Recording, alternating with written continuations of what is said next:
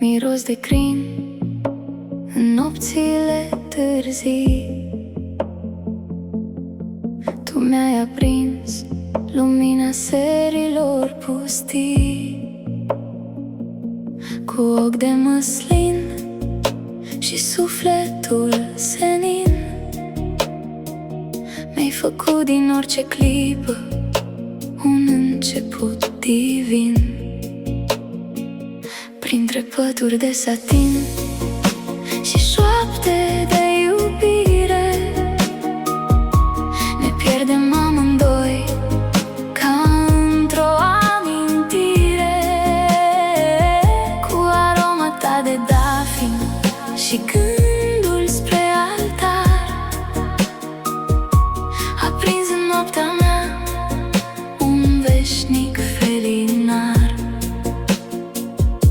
Pășești ușor spre mine cu pașii ca petale, iar inima îmi bate în parfum de migdale. Ai gust dulce de miere pe buze și în glas, și timpul stă pe loc, nu vreau să te mai las. Printre pături de satin și șoapte de iubire,